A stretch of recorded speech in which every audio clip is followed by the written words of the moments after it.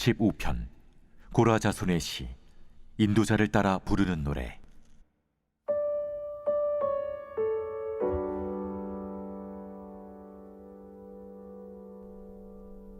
여호와여, 주께서 주의 땅에 은혜를 베푸사 야곱의 포로된 자들이 돌아오게 하셨으며 주의 백성의 죄악을 사하시고 그들의 모든 죄를 덮으셨나이다.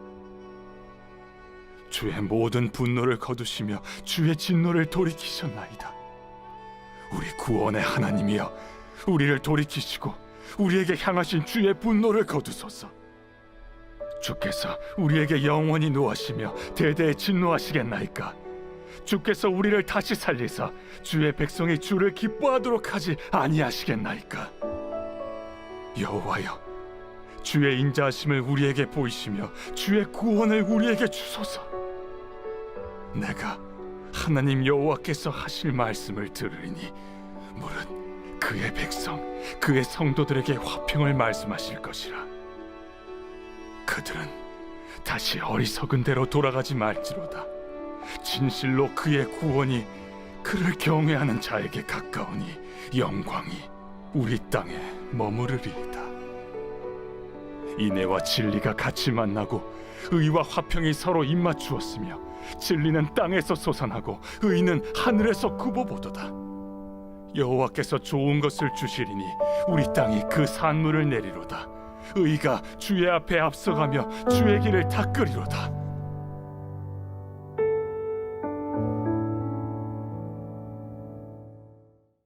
할렐루야. 오늘 하나님의 말씀은 시편 85편 1절부터 13절까지 말씀입니다. 오늘 말씀의 제목은 인애와 진리 그리고 의와 화평입니다. 오늘 말씀은요, 역시 어제와 같은 고라 자손의 시입니다. 그런데 이 시의 배경은 분명하지가 않아요. 야곱의 포로된 자들이 돌아오게 하셨으며 라는 구절로 미루어 보아서 바벨론 포로 시기를 마치고 돌아온 때에 고라 자손 중 누군가가 기록했을 것이다 라는 견해를 가지고 있는 학자들도 있고요. 포로라는 단어가 하나의 메타포, 은유적 표현으로 표현되었을 것이다. 즉 실제 포로가 아니라 삶의 어려움과 억압이 있는 자들이 해방되는 것을 그걸 의미한다는 학자도 있습니다. 그러나 시인이 각자의 삶에서 억압에서 해방되는 것을 바라보며 주님께서 상황을 역전시키심을 노래하는 시라는 데는요, 이견이 없어요. 그러니까 오늘의 시는요, 하나님께서 베풀어 주셨던 은혜를 기억하며 이제 하나님 앞에 엎드리고 그의 응답하시는 하나님을 다시 기대하며 하나님께서 세우실 나라를 소망하는 그런 4단계 구성을 가지고 있다고 보면 됩니다. 이런 문제가 생겼을 때 우리가 노래해야 하는 단계와도 같아요.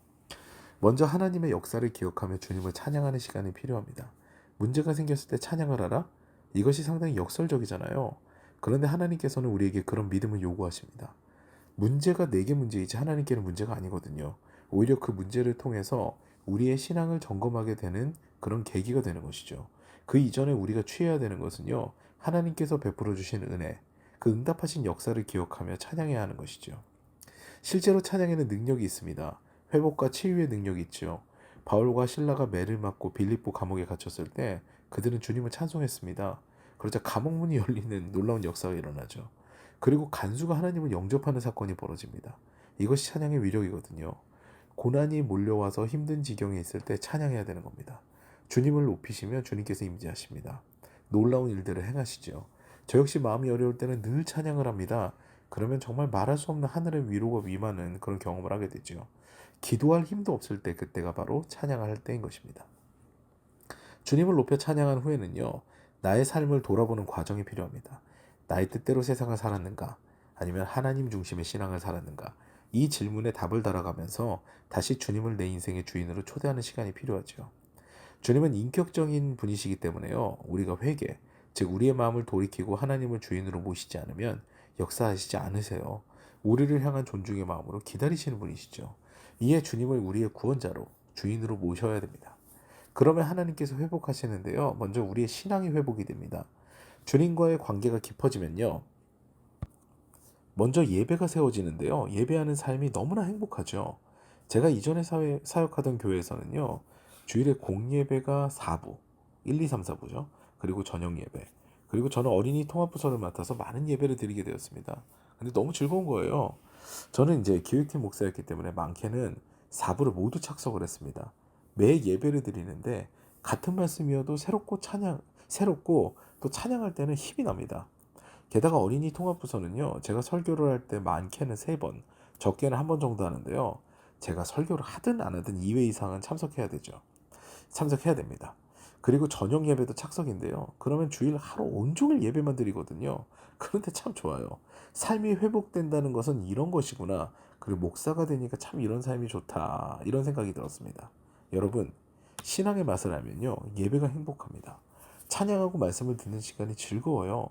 요즘 저는 개척을 시작하면서 안타까운 점이 한 가지가 있습니다.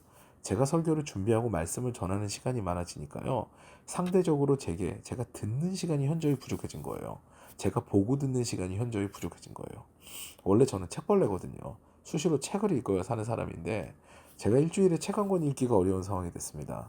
예배도 제가 전하는 입장이니까 편하게 예배에 집중하기보다는 두렵고 떨리는 마음으로 앞에 서는 시간이 많죠. 그러므로 제가 권면드립니다. 예배를 드리는 이 시간의 특권을 누리는 여러분 되시기를 축원합니다. 예배를 드린다는 것은요, 우리에게 특권입니다. 정말 행복한 일이에요. 그 예배가 회복된 우리에게 하나님께서는 그의 나라를 세우시는데요. 이 부분이 참 재미있습니다.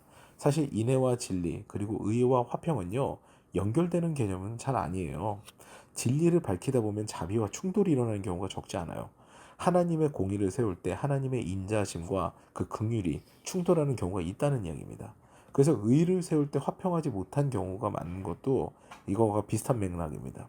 그런데요, 예배가 회복된 우리에게는 이런 하나님의 나라가 세워진다는 것이 오늘 말씀의 핵심입니다.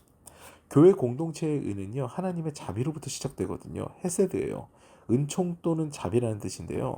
뭔가 시시비비를 가리는 것이 교회 공동체의 의가 아니라 하나님께서 말할 수 없는 은혜를 주셨으니 그 은혜로 우리도 서로를 사랑하며 공동체를 세워간다라는 것이 하나님의 공동체입니다. 그것이 하나님의 불의 같은 의가 됩니다. 사실 가늠한 여인이 현장에서 살아나는 것과 세리와 창녀들의 삶이 인정되는 것은요, 불의가 의로 바뀌는 것 같은 일이잖아요. 그런데 그렇지가 않습니다. 하나님의 나라는요, 하나님의 헤세드, 즉 그분의 말할 수 없는 자비와 긍휼로요, 불의한 우리가 생명을 얻는 것이 하나님의 입장에서는 의가 됩니다. 그 의를 실천하는 것이 우리의 삶이지요. 결국 주님의 사랑을 실천하여 다른 이들도 의의 길, 주님의 길을 걷게 하는 것, 그들의 삶이 변화되는 공동체가 바로 하나님의 나라입니다. 오늘도 우리는 하루를 주님의 은혜를 경험함으로 시작했으면 좋겠습니다. 우리를 향해 말할 수 없는 사랑을 주신 주님의 사랑을 기억하며 우리를 돌아보고 또 주님을 찬양하며 예배가 회복되는 경험을 통해 우리 주변을 더욱 사랑하기로 결단하는 아름다운 이 아침을 맞는 저와 여러분 되시기를 주님의 이름으로 축원합니다.